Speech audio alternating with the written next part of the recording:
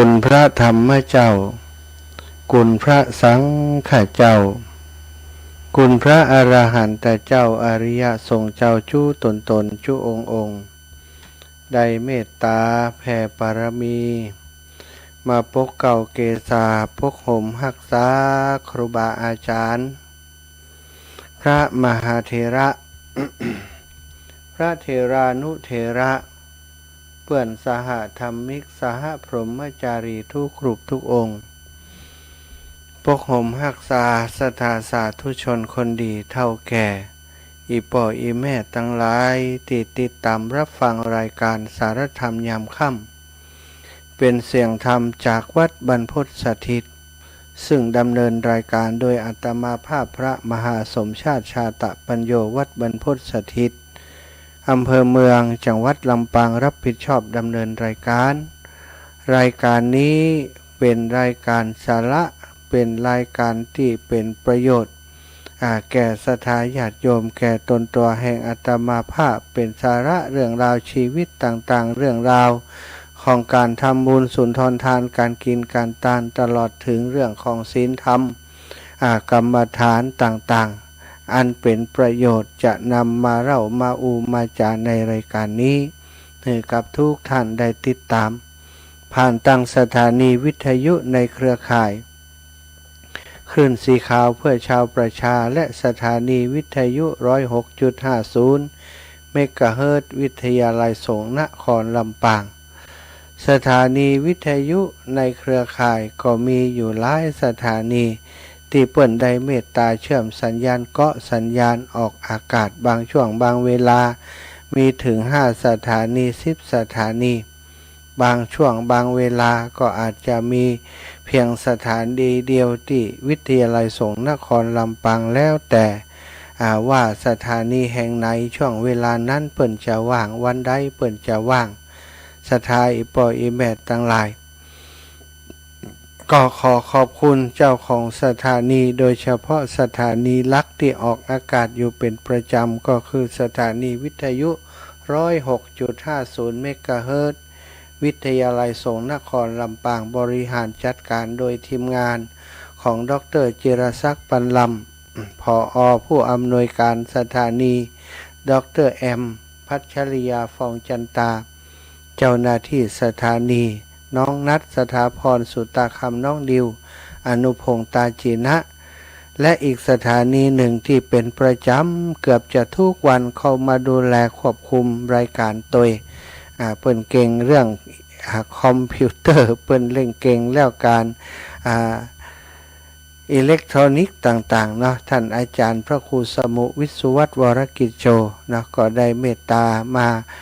บางครั้งเสียงบดีกาบางครั้งภาพบ่งามกาท่านอาจารย์จะเข้ามาดูแลคอย เช็คฮือตลอดนะก็สถานีวิทยุ 104.50 เมกะเฮิรตซ์วัดฝ่ายหิน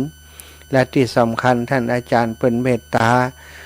บันทึกภาพและเสียงออกไปออกอากาศ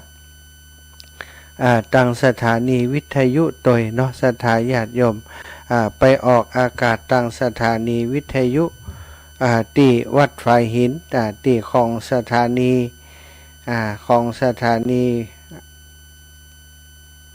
104.50 และก็ทางช่องทาง YouTubeก็ต้องขอบคุณท่านอาจารย์ใหญ่ที่เมตตาได้ดูแลซึ่งกันและกันเนาะแล้วก็วันที่วันที่2นี้ที่วัดฝ่ายหินก็จะมีกฐินบ่ฮู้ว่าจะหอบแขนข้างหนึ่งไปแอวหาท่านอาจารย์ได้หรือไม่ก็ยังไม่แน่ใจเรื่องวันและเวลาแต่เนาะศรัทธาญาติโยม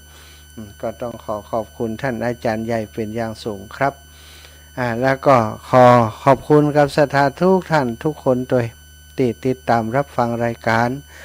สารธรรมยามค่ำที่อาตมาจัดแล้วก็ให้กำลังใจในรูปแบบต่างๆบางพ่องกระทากทายมาทาง Facebook ว่าฟังอยู่เนื้อเจ้าติดตามอยู่เนื้อเจ้าบางพ่องก็เข้าไปคอมเมนต์ใน YouTube ก็ฟังอยู่เนื้อเจ้าดูรายการติดตามอยู่เนื้อเจ้านะแล้วก็บางพ่องก็ฟังทางรายการวิทยุโทรมามาจากกันเป็นประจำก็ถือว่านี้คือกำลังใจที่สำคัญสำหรับอาตมาภาพในการ ทำงานเพื่อพระศาสนาถ้าจัดรายการไปดับปิ้งตึมมีไผหู้จักกำแล้วตึมมีไผกำลังใจกำแล้วก็อาจจะหมดกำลังใจได้เหมือนกันเนาะนักกีฬาถ้าบ่มีเสียงปรบมือศรัทธาก็แข่งแบบแห้งแล้งนะถ้ามีเสียงปรบมือถ้ามีเสียงเชียร์มีการกำลังใจมันก็เป็นธรรมดาที่นักกีฬาจะตื่นเต้นแข่งขันอย่างสนุกสนานมีความสุขเนาะเอาละศรัทธาพบปะกันในวันนี้อาตมาภาพก็ต้องขอขอบคุณทุกท่านทุกคนที่เกี่ยวข้องที่ได้เอ่ยนามไปก็ดีบ่ได้เอ่ยนามไปก็ดีถือว่าทุกคนทุกท่านมีส่วนร่วมในการออกอากาศรายการธรรมะสารธรรมยามค่ำของอาตมาพบปะกันวันนี้เป็นวันที่เต่าใดแล้วลืมละเนอะศรัทธา วันนี้วันที่เต่าเต่าใดเต่าใดเต่าวาไปไหนก็วันซืนไปไหนก็วันนี้วันจันทร์วันที่28ด้วยนึกว่าออกแล้วศรัทธาสมองถ้าจะเสียไปนักละลุไปสักเกินกิโลแล้วก็นะวันที่ตะวา27นะวันนี้28อาตมาตะวานี้ไปห้วยงูในเนาะน่ะวันนี้วันที่28ตะวาเจ็บหอบแขนไปห้วยงูในอยู่ ศรัทธา28วันจันทร์ที่28เดือนตุลา2567นะก็ออกวาสามาแล้วได้17-18วันแล้วศรัทธาพี่น้องหมู่เฮาเจ้าค่ะ10กว่าวัน10กว่าวัน10เป็นก็10จะได้10วัน11วันเนาะ11วันละก่อนจะอย่างผิดพลาดไปก็ไหว้พระกันเสียก่อนเถอะเนาะสมองนึกอย่างเร็วบ่ได้ละตอนนี้กราบพระพร้อมกันเนอกราบ1พุทโธเมนาโถกราบ2ธัมโมเมนาโถกราบ3สังโฆเมนาโถอิมินาสการะนะพุทธังอภิปูชายามิอิมินาสการะนะธัมมังอภิปูชายามิอิมินาสการะนะสังฆังอภิปูชายามิอะระหังสัมมาสัมพุทโธภควาพุทธังภควันตังอภิวาเทมิกราสวากขาโตภควตาธัมโมธัมมังนะมัสสามิกราสุปฏิปันโนภควโตสาวกสังโฆสังฆังนะมามิกราบนะโมตัสสะภะคะวะโตอะระหะโตสัมมาสัมพุทธัสสะนะโมตัสสะภะคะวะโตอะระหะโตสัมมาสัมพุทธัสสะนะโมตัสสะภะคะวะโตอะระหะโตสัมมาสัมพุทธัสสะพุทธังสารนังกัจฉามิธัมมังสารนังกัจฉามิสังฆังสารนังกัจฉามิตุติยัมปิพุทธังสารนังกัจฉามิตุติยัมปิธัมมังสารนังกัจฉามิตุติยัมปิสังฆังสารนังกัจฉามิตติยัมปิพุทธังสารนังกัจฉามิตติยัมปิธัมมังสารนังกัจฉามิตติยัมปิสังฆังสารนังกัจฉ ฉามิ อิติปิโสภะคะวะอะระหังสัมมาสัมพุทโธวิชชาจารณะสัมปันโนสุขโตโลกวิทูอนุตตโรปุริสธรรมะสารถิทัตถาเทวมนุสสานังพุทโธภะคะวะติสาวกขาโตภะคะวะตาธัมโมสันทิฏฐิโกอากาลิโกเอหิปัสสิโกโอปานาญิโกปัจจัตตังเวทิตัพโพวินยูหิติสุปฏิปันโนภะคะวะโตสาวกสังโฆอุชุปฏิปันโนภะคะวะโตสาวกสังโฆยะทิทังจัตตาลิปุริสายุคานิอัตถปุริสาปุคลาเอสัพพะคะวะโตสาวกสังโฆอะหุนายโยปะหุนายโยทักขินายโยอัญชลิการะนิโยอนุตตรังปุญญักเขตังโลกัสสาติกราบพระพร้อมกันเนอสัทธากราบหนึ่งพุทธังวรันตังศิรสานะมามิกราบสองธัมมังวรันตังศิรสานะมามิกราบสามสังฆังวรันตังศิรสานะมามิไหว้พระเรียบร้อยแล้วอาจจะบ่เรียบร้อยรู้สึกว่าจะข้ามไปสองบทก็อย่างหูสตา นึกอย่างว่าหูใจลอยไปอุชุปฏิปันโนยายะกรรมว่ากับสามีจิปฏิปันโนกรรมว่าสักกรรมใครอย่างหูเนาะทำได้ว่าคำแต่ว่าโดยหาวเนอะเจริญสุขเจริญธรรมกับศรัทธาสาธุชนคนดีทุกท่านทุกคนไหว้พระเรียบร้อยแล้วก็คงถึงเวลาที่จะได้สนทนาอุจากันต่อไปศรัทธาญาติโยมช่วงจังหวะเวลานี้หลายคนก็ยังโทรเข้ามาสอบถามเรื่องอาการอาพาธเรื่องอุบัติเหตุที่เกิดขึ้นกับอาตมาอยู่ตลอดเวลาบางพ่องก็เดินทางมาจากบ้านจากจองหลายกิโลนะเมารถเมารากันมาเพื่อจะมาเยี่ยมยามถามทุกสุขกับอาตมาภาพก็มานึกคืนใดในมีภาษิตเปิ่นกล่าวไว้ว่าในยามวิบัติในยามวิบัติในยามที่ประสบปัญหาวิกฤตต่างๆในชีวิตย่อมจะเห็นน้ำใจของมิตรย่อมจะเห็นน้ำใจของมิตรของญาติในยามที่ศึกประชิดย่อมจะหันใจน้ำใจทหารในยามสิ้นทรัพย์ย่อมจะหันน้ำใจภรรยาในยามที่เฮาอนาถาย่อมจะเห็นน้ำใจญาติมิตรก็เป็นแต่นะเนาะศรัทธาญาติโยม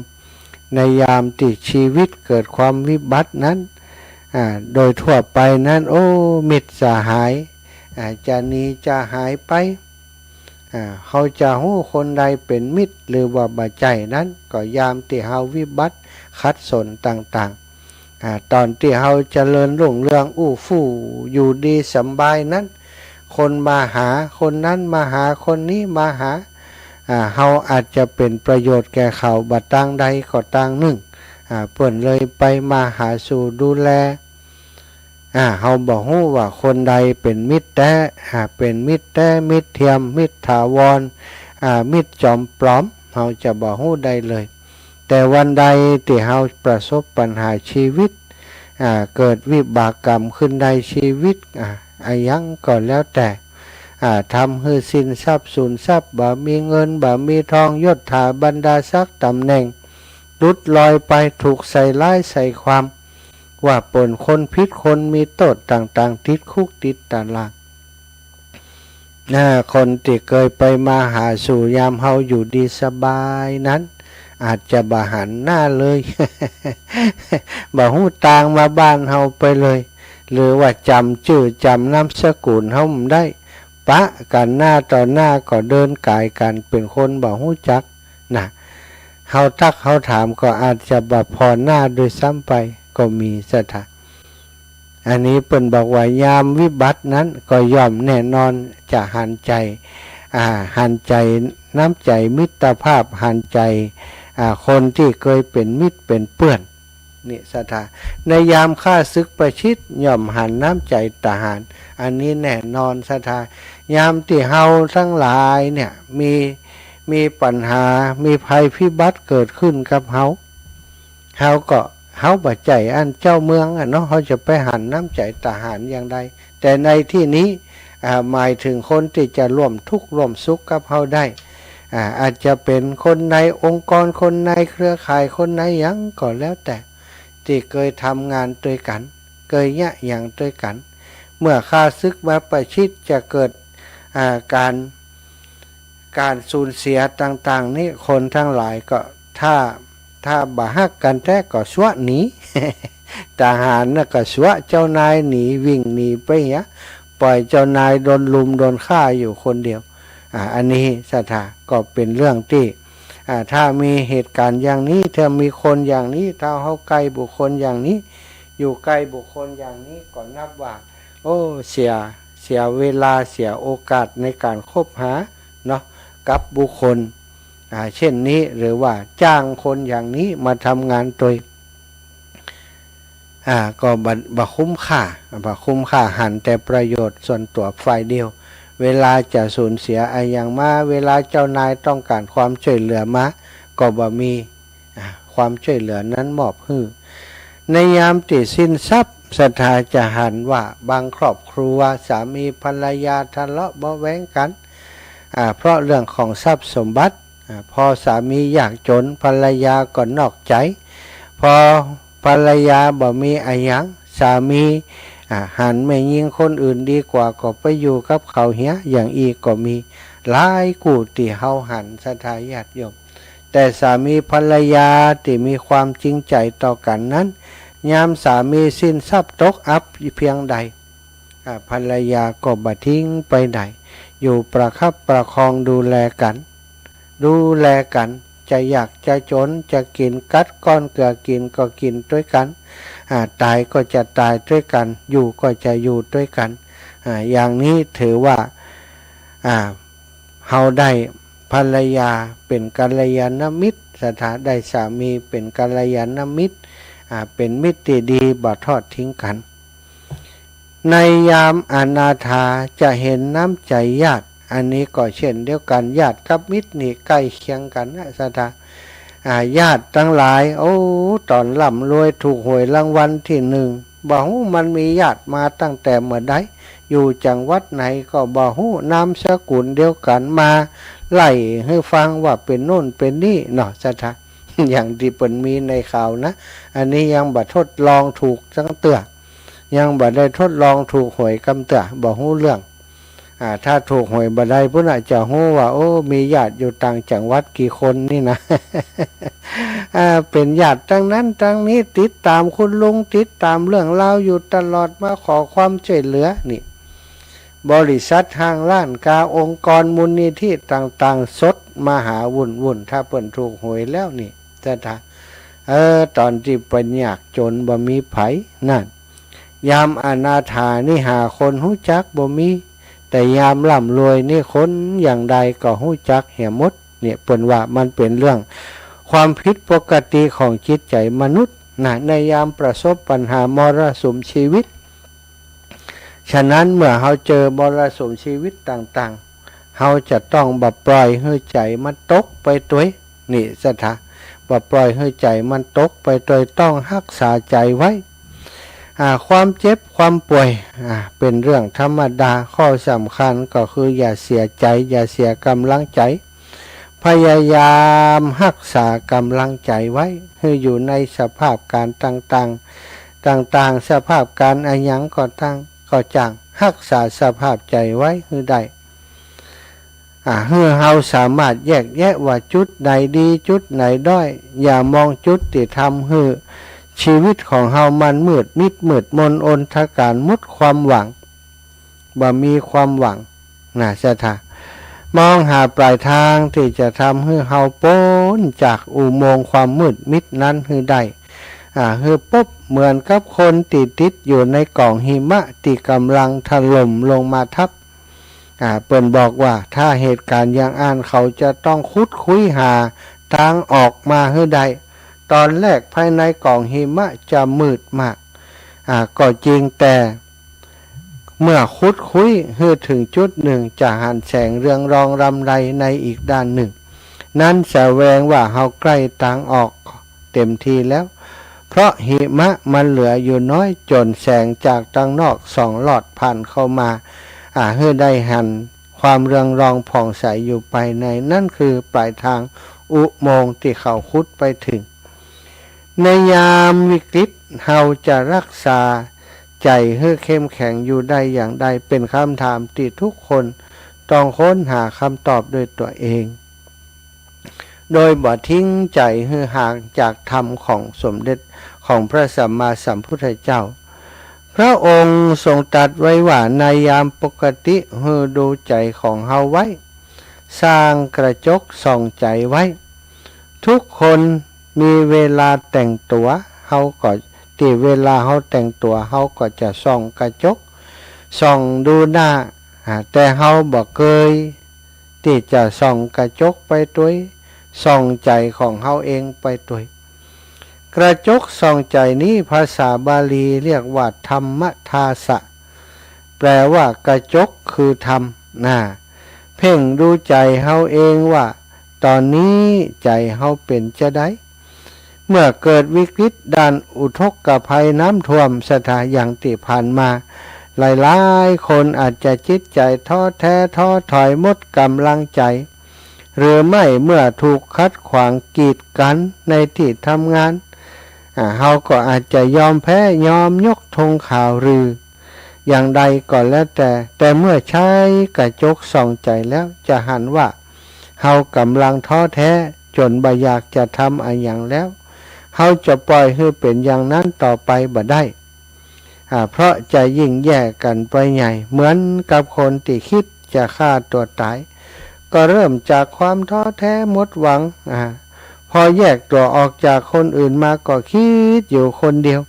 ว่าเฮาบ่มีความหมายไผบ่ใส่ใจไผบ่สนใจเฮาโลกนี้น่าเบื่อบ่น่าอยู่บ่จ้าบ่เมินเขาก็จะทำร้ายตัวเองถึงสุดท้ายก็อาจจะเสียชีวิตไปก็ได้ที่เป็นเช่นนั้นเพราะเขาบ่รู้จักดูแลใจตัวเองบ่ได้ติดเบรกคือกับความคิดอารมณ์ของตัวเองคนเฮาต้องมีกระจกส่องใจของตัวเองไว้ใจตลอดเวลาเสียทีธรรมะคือกระจกส่องใจของเฮาเมื่อใดที่เกิดความท้อแท้ท้อถอยลองเข้าไปตรวจสอบพอมันเกิดอะไรอย่างขึ้นทำไมจิตใจของเฮาถึงบ่เข้มแข็งถึงบ่มีความอดทนถึงมีความอ่อนแอถึงมีความท้อแท้ต้องหันกลับมาดูจิตใจของตัวเองฝึกฝนสถาถ้าจิตตกก็ต้องยกจิตขึ้นมาให้ได้ดังที่พระพุทธเจ้าตรัสว่าลีเนจิตตัมหิปักคาโหเมื่อจิตตกก็ให้ยกจิตขึ้นคือปลุกจิตปลุกใจขึ้นมาแต่ถ้าจิตเกิดความประมาทมัวเมาจิตฟุ้งซ่านล่องลอยเกินไปท่านให้ข่มจิตลงอันนี้ก็เป็นวิธีรักษาจิตของเฮาสถาญาติโยมในยามที่เฮาเกิดวิบัติเห็นใจน้ำมิตรในยามเกิดศึกประชิดหันใจทหารในยามสิ้นทรัพย์จะหันใจภรรยาในยามอนาถาจะหันใจญาติมิตรต่างหลายช่วงที่ผ่านมาอาจก็เกิดเหตุการณ์วิกฤตเกิดอะไรอุบัติเหตุขึ้นกับตัวอาตมาภาพศรัทธาบันนาเจียบันนึกบัฝันว่าจะมีศรัทธาญาติโยมแฟนรายการทั้งหลายห่วงใย ถึงขนาดที่อยู่กินบ่ได้นอนบ่หลับบางพ่องก็ให้หาก็มีบางพ่องโทรมาตัวให้ตัวบ่ได้ให้กับอาตมาให้กับคนที่เปิ่นฮู้จักพุ่น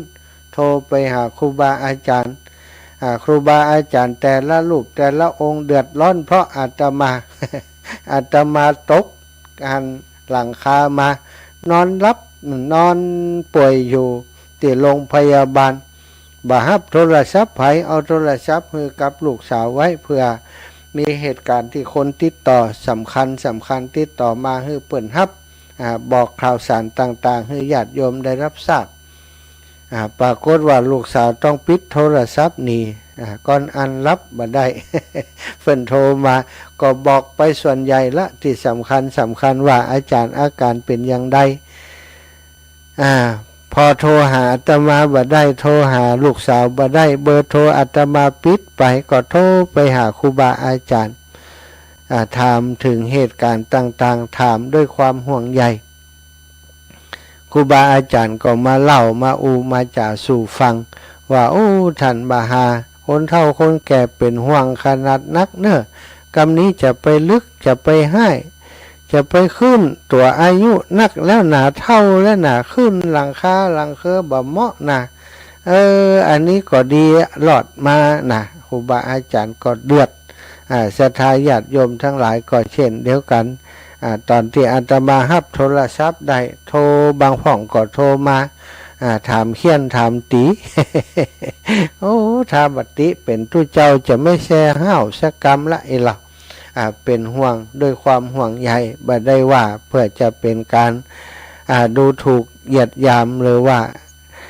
เกลียดชังแต่อย่างใดแต่เพราะความห่วงใยจึงได้ด่าทอมาขอร้องว่าจะไปขึ้นแหมมีนะบ่ฮู้นะจะฮื้อได้หรือบ่ได้ก็แล้วแต่เหตุการณ์ไปหน้าสถานมานึกไปนึกมาสดาสิ่งที่เฮาคาดบ่ถึงมันมีนักเนาะสถาเฮ้ยแต่อาตมาก็เหมือนคือได้บอกกับตัวเก่าไว้ตลอดเวลาว่าชีวิตเนี่ยมันมีอย่างแน่นอนหายใจอยู่คำแมบนั่งนั่งจาไข้หัวกันอยู่นี่ก็หันหลายคนจากกันไปบ่ถึง10 นาที20 นาทีตายละกันไปแหกกะมีโดยเหตุการณ์ต่างๆโดยอุบัติเหตุโดยโรคภายในต่างๆมีอยู่เป็นประจำอาตมานี้บอกกับตัวเก่าบอกเคยประมาทศรัทธาญาติโยมมีโอกาสสร้างคุณงามความดีมีโอกาสทำบุญทำทันทีบัดรอจ้าเพราะว่ากรรมเดียวจะมีอยู่ก่อจะมีโอกาสได้ทำอยู่ก่อถ้าบัดทำเหตุตอนนี้ดิมดีสักจำลำกรรมเดียวตายไปเหียก็จบข่าวเรื่องราวครั้งนี้มันก็ย้ำเตือนอีกเหมือนกันว่าโอ้จริงแต่สิ่งที่ผ่านมาเหตุการณ์ที่ผ่านมาถ้าอาตมาบ่าหีบสร้างสมบุญกุศลไปช่วยเหลือคนนั้นคนนี้ช่วยเหลือคนช่วยเหลือสิ่งต่างๆที่ศรัทธาหันเนี่ยอาตมาคิดว่าบัดน่าจะหลอดพอเหตุการณ์สภาพการครั้งนี้แล้วบัดน่าจะหลอดแล้วก็ไปฮับกฐินเปิ้นหลายเจ้าล้ำไปศรัทธา5-6 เจ้าที่เป็นภาระเป็นธุระถึงบ่ได้เป็นเจ้าภาพเลยทีเดียวแต่เป็นต้นคิดเป็นต้นติเป็นคนดำเนินการจัดหาเสาะหาคนมาเป็นเจ้าภาพให้กับครูบาอาจารย์หลายวัดหลายว่าได้ทอดไปแค่3 วัด ยังแหม3-4 วัดนี่เทวดาเปิ้นทายว่าโอ้ทุเจ้าตัวนี้ตายบ่ได้แต่ก้อนมาอันกฐินนี่ยุ่งมีไผพอฮื้ออีนะ เพิ่นเลยมือตายเด้ออาตมาลำดับเหตุการณ์ดูแล้วแล้วก็มาคิดว่าเป็นบุญที่ได้หลอดมาครั้งนี้นะถ้าบ่มีบุญที่สร้างไว้สักเล็กสักน้อยสักอย่างนี่ก็ถ้าจะถึงเวลาแล้วเวลาตายความสูงจากพื้นเกือบ4 เมตรสถาเกือบ4 เมตร3 เมตรปลายเกือบ4 เมตรประมาณ3 เมตร 80ติดตกลงมาสาเหตุที่ตกความจริงอาตมานี่ทำงานกับพระหนุ่มพระเปิ่นหนุ่มกว่าอายุ20 ปลายนะ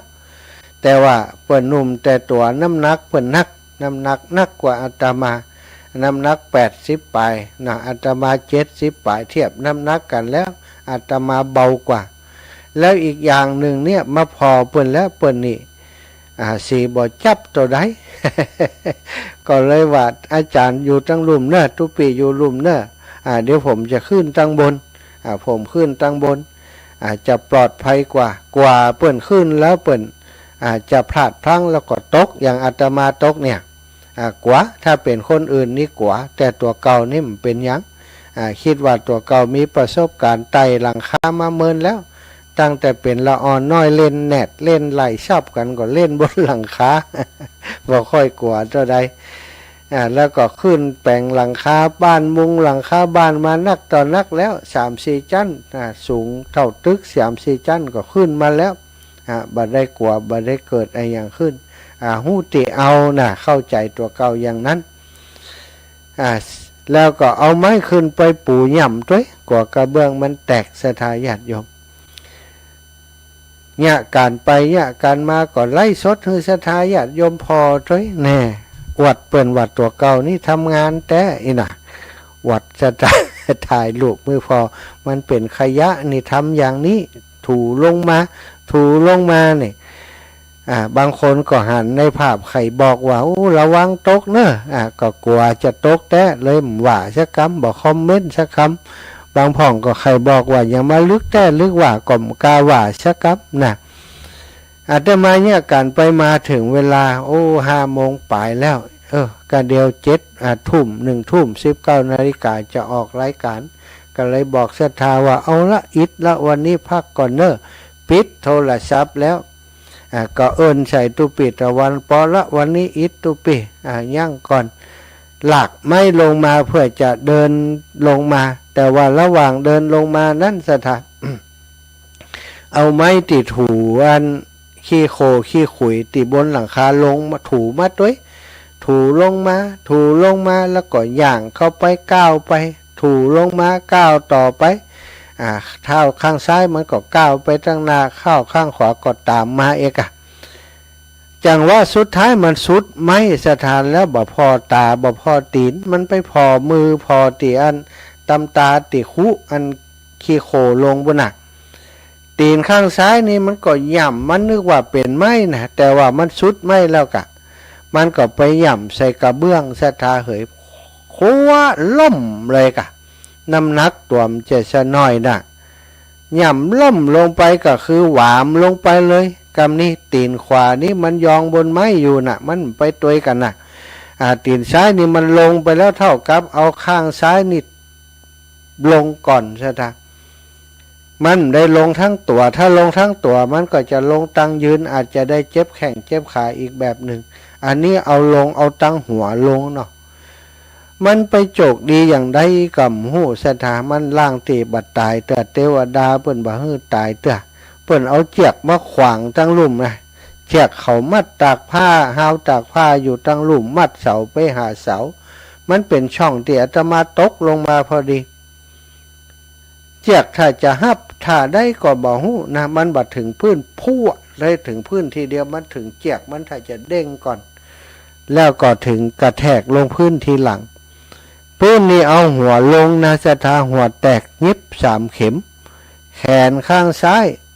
ลุดเบ้าข้อศอกตั้งลุ่มลุดออกจากเบ้าต่อเหี่ยเติบปึ๊บอยู่ตั้งลุ่มบ่กะนอนหงายอยู่ลุ่มบ่กะพอหูตัวปุ๊บก็มึนตาพอเอาหูโกโวบนพุ่นรับตาลงมาบาดินบ่พังลุกสักอย่างนอนแตบอยู่หั่นเพราะลักการแพทย์เปิ้นว่าถ้าเกิดอุบัติเหตุพังกระดุกกระดิกเตื้อฮือดูว่ามีเจ็บตีนในพ่องถ้านอนอยู่ก่อนนอนอย่างนั้นอย่าพังลุกขึ้นมาเตื้อนอนเช็คอาการของตัวเก่าตุปิตะวันก็ได้ยินเสียงก็วิ่งเข้ามาเอ้ยเขาก็ได้ยินเสียงแล้วมีคนอยู่มีคนหู้เดี๋ยวเขาตึงห้องคนนั้นคนนี้มาก็เช็คตัวเก่าพอเจ็บตัดแขนซ้ายแขนขวากระดิกพอบาดเจ็บยกพอยกได้ตีนกระดิกพอกระดิกได้ยกพอยกได้ใช่ได้ หัวนี่สีจะมีเปี้ยเปี้ยนะหัวนี่เจ็บรู้อีนะเอามือตีขยับได้แตะพอโอ้เปี้ยแต่เลียดไหลหัวแตกรุ่นนี่เนาะก็นอนอยู่อย่างนั้นสถาชักกรรมครูบาอาจารย์ท่านอาจารย์พระมหานพดลสุวรรณเมธีตุปิจุกเขาก็มาหาการโทรหาคนนั้นโทรหาคนนี้บัดถึง5 นาทีรถกูภัยมาว้าวว้าวว้าวว้าวมาเช็คมาพออาการเอาแขนหักแขนหักเอาไม้มาดามแขนเอาเปมาใส่ยกขึ้นรถมัดแท้ติดไปเอาผ้ามาเขียนหัวหื้อยกขึ้นใส่รถเราก็ไปโรงพยาบาลไปถึงมือหมอสุดท้ายหมอก็ตรวจสอบพอเรียบร้อยก็รักษาตามที่ประสบอุบัติเหตุยิบหัวหื้อ5 เข็มแขนเปิ่นเช็คพอแล้วมันบ่หักนะมันเล้ามันเดาะบ่ได้เปิ่นก็จับเข้าตีเข้าทางก็เข้าเผือกอ่อนไว้แล้วก็รอเช็คอาการว่าหัวจะมีปัญหาอย่างก็บ่ได้ดื่มน้ำตั้งแต่ล้มตั้งแต่ตกจากหลังคาไปจนถึงเที่ยงวันแหมอีกวันหนึ่งพออาการเจ็บหัวบ่มีแล้วหมอก็เลยอนุญาตว่าจะให้พักที่โรงพยาบาล1 คืนอาตมาก็ขอว่าวัดยุมปอไก่พักวัดได้กว่าคนมาเยี่ยมจะมารบกวนคุณหมอ คุณหมอก็เลยอนุญาตมาให้พักที่วัดนะก็ขอบคุณครูบาอาจารย์ท่านอาจารย์พระมหานพดลสุวรรณเมธีโยมแม่ดร.จุฑามาศเดชปทุมที่ได้ช่วยกันดูแลตลอดถึงตุปิตะวันตุปิจุกลูกแอมพัชริยาฟองจันตาน้องนัทสถาพรน้องดิวอนุพงษ์ตาจินะไปหาตุปอไปพอที่โรงพยาบาลด้วยความเป็นห่วงเป็นใยทุกคนแล้วก็ศรัทธาญาติโยมวันนี้ก็มาเยี่ยมกันหลายคณะวันก่อนก็มาถึงหมู่บ้านนะหมู่บ้านผาแมวนี่มากันเป็นหมู่บ้านซึ่งจะเอาพระป่าไปช่วยเปิ่นวันที่15เปิ่นกว่าอาจารย์จะเป็นอย่างนัก เลยมาเยี่ยมไว้ก่อนพี่น้องผาแมวก็มาแล้วก็สถานในเวียงก็มากันหลายบ้านแพะตอนตันโยมแม่สุขคำปาแล้วแม่ยาเล็กปวารีอินสุวรรณโยมเทียมกับคุณโยมประจายเนาะก็มาแล้วก็ญาติพี่น้องนักหนาเนี่ยวันก่อนตะวานี่มาหลายท่านวันซืนเราไม่ใช่ตะวาวันซืนตะวานี่อันตมาไปบ้านห้วยงูในตะวานี่หมู่แม่มีชัยพินโยพาดพี่น้องปังปอยเขาก็ได้เยี่ยมอาการที่ปุ้นแล้วก็เมย่าพงเทพประสานนะบ้านแม่สวยก็ได้ปะกันที่ได้ไปแวะหาโยมแม่วิตยเปิ่นจะมาก็มาบ่ได้เป็นห่วงคือเขาโทรหาก็ได้ไปหาเปิ่นเอาวันนี้ก็มีหลายท่านมาเยี่ยมมายามถามทุกสุขนะที่มาเป็นคณะเป็นน้องบันนางแลแม่บัวลอยสายเขียวแม่พิสมัยเขื่อนคำแสนแม่ทองสุขนะแม่ทองสุขกับไผ่แฮมหลายท่านหลายคนนะวันนี้ต่างอันบ้านอันป่าแล้วนะบ้านอันนางแลบ้านนางแลแล้วก็เมื่อค่ำเมื่อแรงนี้ก็มีแม่มีโยมป่อสีแม่เหมยเนาะก็ได้มาพี่น้องจากบ้านนาบงบ้านนาบงก็มาแอวหาวันแม่บัวเย็นจันทบนี่ก็มาแล้วแม่บัวเย็นแม่บ้านเย็นแม่มีแม่เกียงคำแม่คำน้อยชุดของเปิ่นคณะของเปิ่นมาเป็นคณะมาเป็นชุดเนาะก็ขอบคุณทุกคนทุกคณะเนอะติได้มาก็ดีติ่มได้มาก็เป็นยังติ่มได้มาก็โทรมาหามามาจ่ามาให้กำลังใจตลอดนะแม่ครูอาลีพันธ์กับพูนลูกงานเมืองเงาเนาะอุตสามาหาทุลูกครับได้นะพี่น้องบ้านนางแลมากันแล้วก็ขอบคุณทุกท่านทุกคนเอาละศรัทธาญาติโยมเปิดใจรับสายศรัทธาญาติโยมก่อนเนาะ จากกันสักเล็กน้อยก่อนจะปิดเบรกลากันในค่ำวันนี้คืนวันนี้0808844173เนอะ0808844173ขอบคุณที่ติดตามทาง Facebook ไลฟ์แม่อุ้ยน้องเฮกเกอร์คุณสุพิษใจแก้วใจดีแม่คำน้อยอินสาเนาะแม่วันลาขาวดีนาลีชัยสอนศรีนวลทาแก้วนาลีอากาบสาธุนะทุกท่านทุกคนเนอะอนุโมทนาบุญติเข้ามาติดตามรับฟังแล้วก็ให้กำลังใจอันนี้บัดล่างปิดเสียงกานะเปิ่นโทรหามาได้เพราะว่าไปปิดสัญญาณไว้โทรได้อีแม่โทรมาได้เลย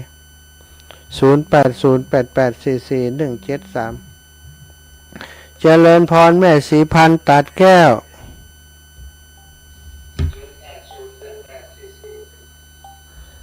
ครับแล้วเนอะว่าเจ้าเป็นได้พ่อพระอาจารย์อาการตอนนี้ดีขึ้นแม่ดีขึ้นก็แล้วหัวเอาเข็มออกหรือยังเอาได้ออกหรือยังวันที่31พุ่นก้าวันนั้นแม่ก็หูข่าวแม่โทรไปหาลุงเนนไอ้ลุงเนนไอ้จัดรายการเจ้าวันที่อย่างกลมหูนะ24 25อย่างพวกก้า25ก้าก็ดูแลตัวเองพ่องแล้ววันที่13นี่จะมาหาตุลุงแดงได้ก่อนนะมาวัดตุลุงแดงได้ไปแบบไปถ้าไปมาอันนั้นเห็นกะมาแวะเอาเครื่องดูดฝุ่นไปเห็นไหมเจ้าคอยโทษหากันเนาะเจ้าดูแลตัวเองดีๆเนาะสาธุแม่ศรีวิไลสาธุเจ้าท่านภูมิเป็นยังไงของเจ้าดีขึ้นแล้วบัดนักแม่เจ็บมันนิด5 เข็มมันได้เจ้าน่ะบุญเนาะเนี่ยส่วนบุญแต่ตกมาบุญรักษาเปิ้นให้ทำเปิ้นสาธุเตยเจ้าเปิ้นจะให้ทำงานอยู่จ้าสาธุเจริญพรโยมแม่สรุปว่าโทรไปหาตู้เจ้าแม่โทรไปหาตู้ลุงดอยก็โทรหาอาจารย์บรรยงก็โทรเพราะเขาติดต่อมาได้ใช่ก่อนแล้วก็มีชีวิตชีวาไม่ทำจ้านักเลยเจ้าแม่เจ้าขอให้หายเร็วๆเด้อตัวแม่จะโอนกระถิ่นไปเจ้ากับไม่สายเจ้าขอบคุณตู้อยู่ตรงเมืองลี่ลำปูนด้วยส่งกำลังใจมาโยมแม่รัตดาแม่น้อยอุตุดีเจริญพรแม่เจ้าลูกแม่ก็เป็นกำลังใจไปหาเนอะเจ้าแม่เจ้าแม่ก็ที่ว่าตกนั่นน่ะแม่ยายแก้วว่าตุลูกตกนั่นหลังคาแม่ยมแม่น้อย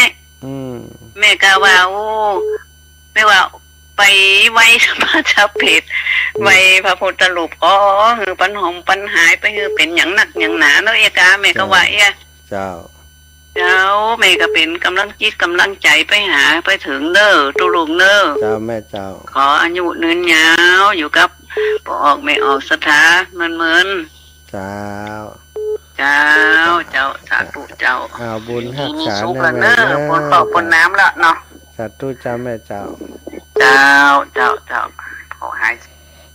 เจ้าเจริญพรนมัสการครับแม่พันแท้ครับจ้าม่วนดีเนาะ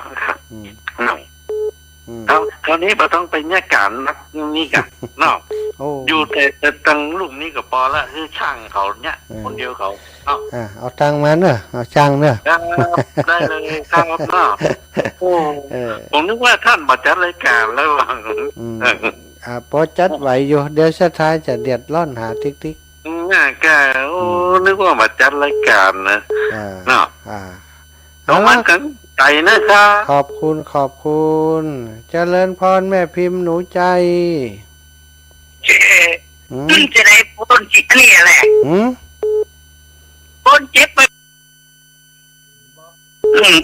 บอก เพราะมันจะได้เจ็บกำเดียวอ่ะ ไม่เอวหากันกันแล้วนี่ มาแอวไปเลยอย่างวันนี้กับไปจุยตู้วันคำเพิ่นอย่างไม่เขาจะมาสมโพธิการมันถูกเจ้าไปตามที่ป่าที่จิตอ่ะ โอ้สมโพธินักรุ่นเนาะเจ้าภาพจังใดแม่ชลบุรีนะกะ ไหน เจ้าภาพจังใดปีนี้ ที่กระถิน ก็กลับบ้านเนี่ยจ่อยกันเอาเกินสถานไปแปลงจะเปลี่ยนเป็นดูเจ้าเนี่ยที่มันดำน่ะหันแล้วอย่า หันแล้วดีละแล้วบอกเขาบอกยกขึ้นสูงเดียเนี่ยจะสตังแปลงน่ะ อ๋อเจ้าอนุโมทนาบุญด้วยแม่เนอะจะได้มากันในวันที่90ที่10นี่ปุ้นเฮาอยู่ดอยขุนแปะปุ้นนี่แม่เจ้าอยู่ขุนแปะน้องบ่ว่าวันไหวน้องว่าจะมาวันที่จะจะมาวันที่9อีกน่ะน่าก็จะหาเวลาบ่ได้เก้าก็อยู่ปุ้นเก้าอยู่อันวัดปากตางเจริญของท่านอาจารย์บรรยงถ้าจะไปก่อนหน้านั่นแม่ถ้าจะได้ก็หาเวลาไปเจ้า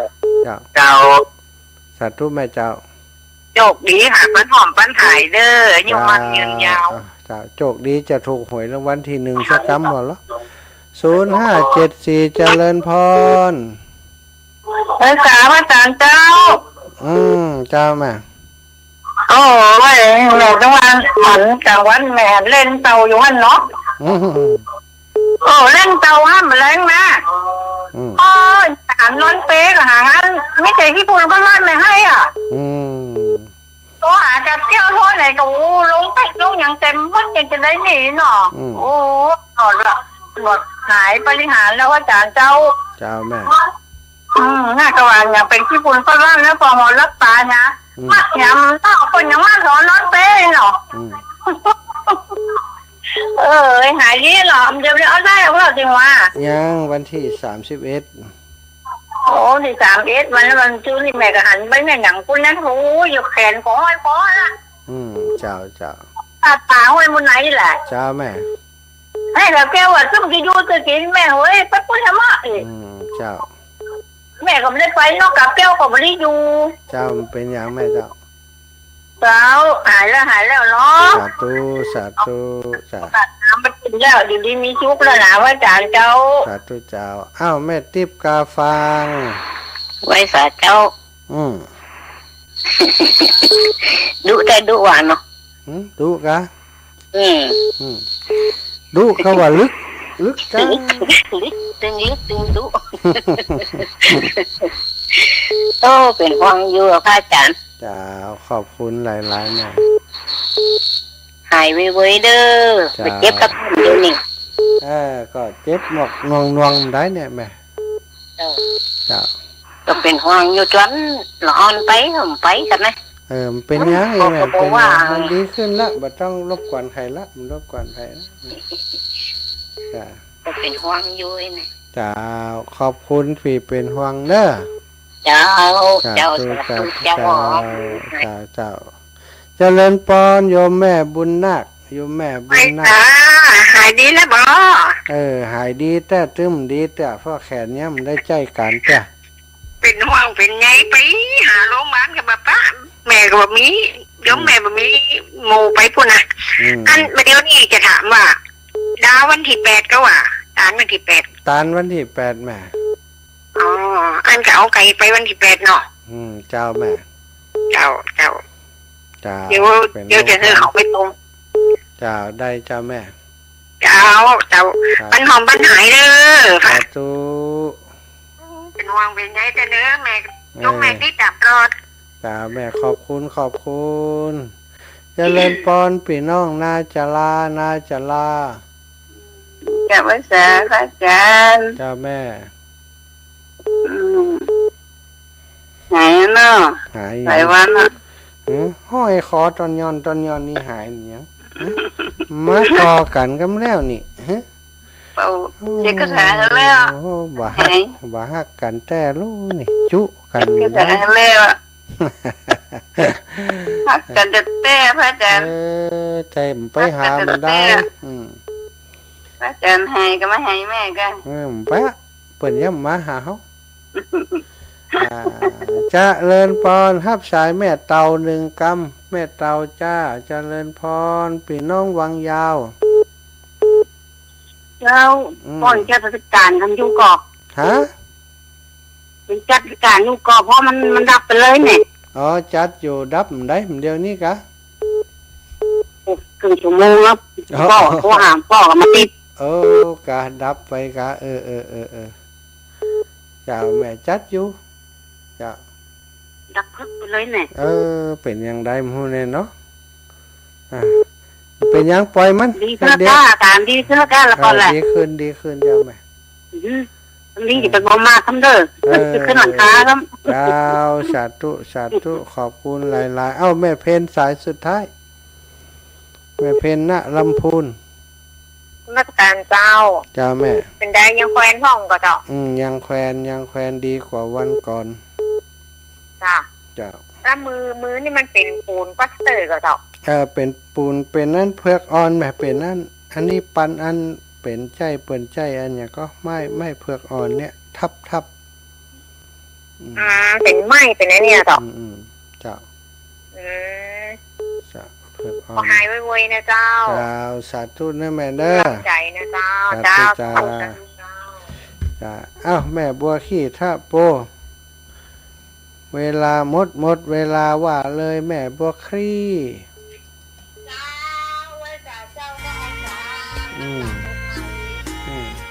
ย่ำตกทั้งนอก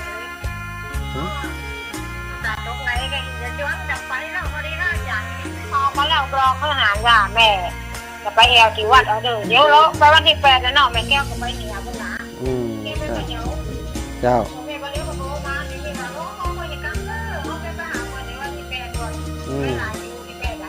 เจ้าแม่ดีแล้วเจ้าอยากไปให้ตัวเจ้าได้ดีแล้วอย่าเดียวดีแต่กับห้อยแขนตะล่อนยังจะดีแต่อย่างเดียววะสาธุแม่แก้วน่ะดีบดีไหนยังน่ะฟังว่าเจ้าสูงจ้องเลยแม่ตึงกับเขาน่ะจ้าแม่สาธุนั่งยังกันนะเป็นกำลังใจนี่เด้อจ้าสาธุจ้าเจริญพรแม่ไหวตาเจ้าแอวกันตั้งอากาศนะนอเจ้าต้องมาวันนี้โหดเจ้าสายใจอยู่มาอยู่ไปหน่อยใจต้องมาโอ้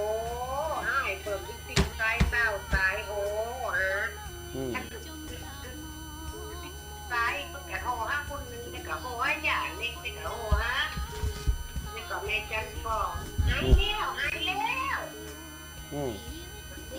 วเต็งดีละหายแล้ววันที่8ก็เจอกันวันนี้ฮันFCไปแอวไลน์เนาะหันก็phảiเอาลงฮันใช้เอาลงติ้งน่ะฮันสักบันยังรุ่งได้อยู่วันนี้เป็น2ไปบรรกาศโกวันที่12จ้ะโอ้ไม่ใจนะ12ไปแม่ไทยเนาะเจ้าแม่ต้องแม่ไทยมันกัดโปไปวันที่15วันสุดท้ายจ้ะฮัน FC ไปนักก็ดีใจเนาะให้ฮันดูพระอาจารย์